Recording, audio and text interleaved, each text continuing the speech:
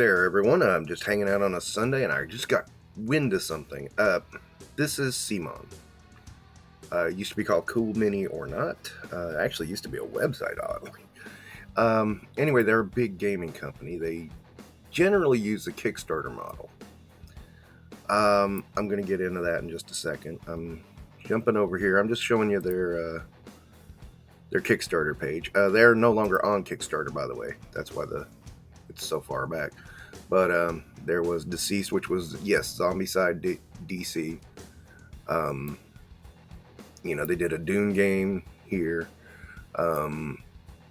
They do board games. Cyberpunk. The one I got, Marvel Zombies. I got it buried. But I do have that game. I've got this Masters of the Universe game. Kind of wanted to get in on the Zombicide Undead or Alive. That looked pretty fun.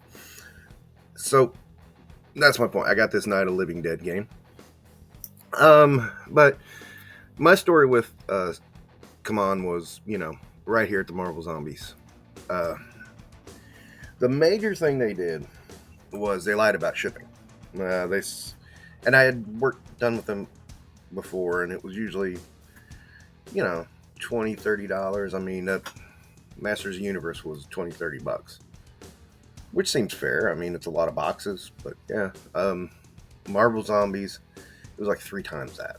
And they had this thing where you could get the base game and then later get the full game, and you would even pay even more. It was ridiculous.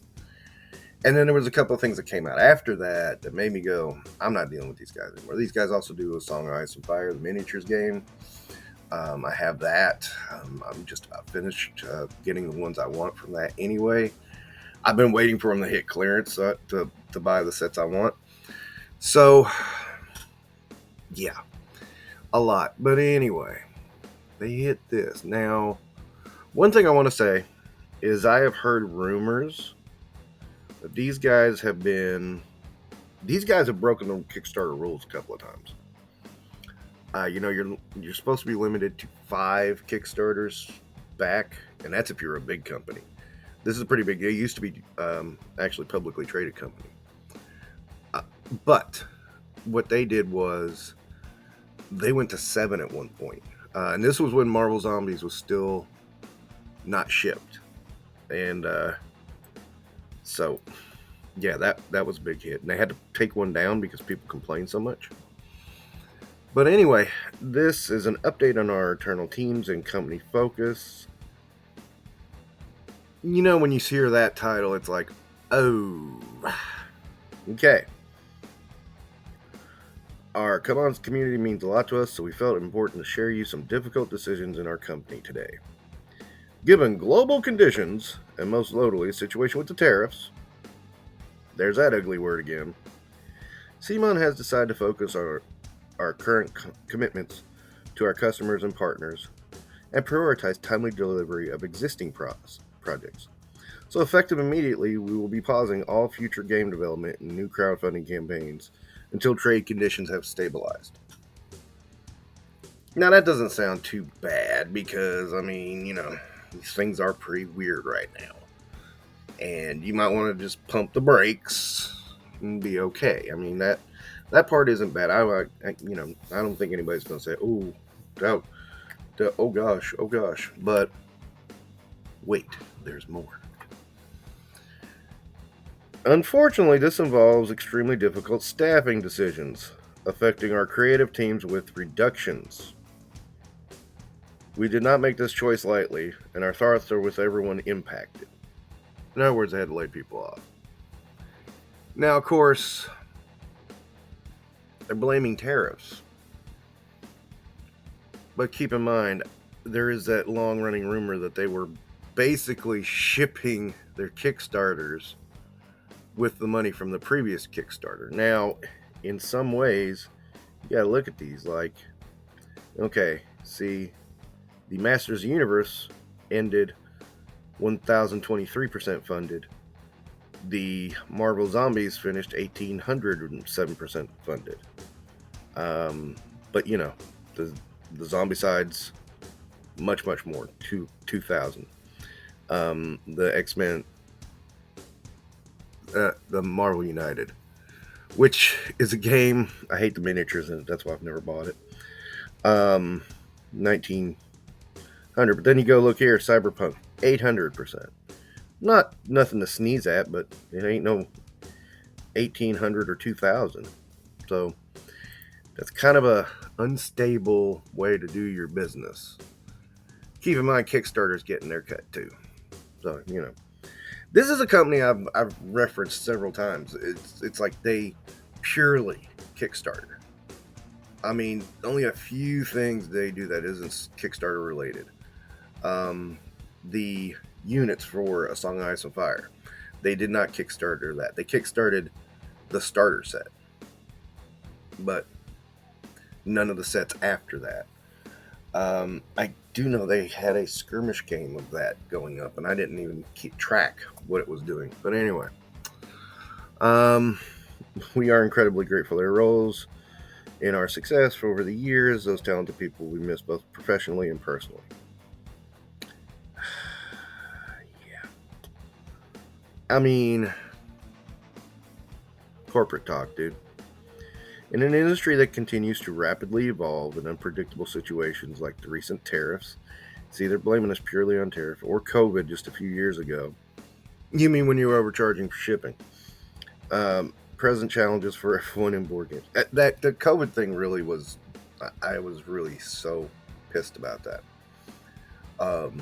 Because that was,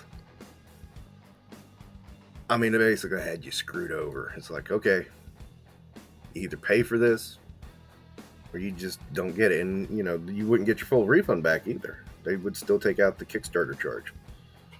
So it's like, yeah. It was a mess. With that said, it is our responsibility to take these difficult measures and ensure we can keep current projects on track and deliver them in a timely manner. We will, of course, resume new development as soon as possible. So, in essence, what they're saying is they're not taking in money. They're going to get some from the retail. That's it.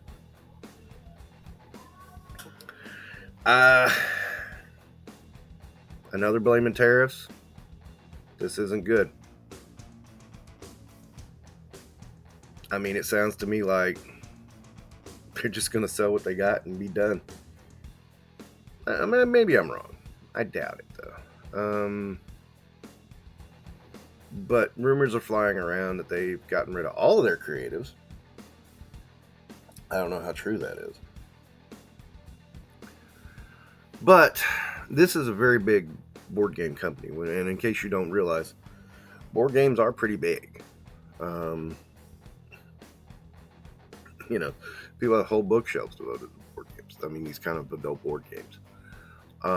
A lot of people don't know that. It's kind of like, it's weird. It's a known quantity, but a lot of people aren't aware of it. And it's like, you probably have walked past it a million times and didn't realize that, yeah, there's that big of an audience. I mean, these board games go for a lot. And they probably don't cost much. I mean, seriously. With all the extras they do in the Kickstarters, seriously. The last two Kickstarters they done, the last two Kickstarters I backed, they had whole boxes, big boxes. The biggest box in the set was devoted towards all the extras, just the extra miniatures and shit you get. It was unreal, and it was the biggest box in both sets, both in Marvel Zombies and in He-Man. So, they're making money on that. They're making tons of money. But to me, I don't see this as a very good sign at all. This company has been into some financial trouble for a while, according to what is being said, and a lot of people are predicting they're going to shut down. Now, this problems they've had for a while, it's that model. It's again, it's that rumor of Kickstarter, using the next Kickstarter to fund the making of that game. How do you get in that hole? I don't understand, but how do you dig yourself out of it could be impossible. And maybe that is what's going on, and maybe that caught up with them. It's amazing because, Zombicide. Everybody knows what Zombicide is. Even if you don't do board games, you know what Zombicide is. These are the guys that make Zombicide. And it's interesting to watch. I mean, rough times ahead, I'm telling you right now. But I wanted to bring this to your attention because being as I have a couple of these board games on my freaking channel, this felt important to bring up. So there you go. I mean, some of the games get high views, some of them don't. I don't understand why or not. I don't know. The slow of the starter sets I will admit, the slow climb of the starter sets for Zombicide make me kind of hesitant to do anything else with that. I don't know. I'm probably just going to finish it. But anyway, I just wanted to talk about it and show you, man, things are tough all over. Okay, thanks for watching. Don't forget to like and subscribe.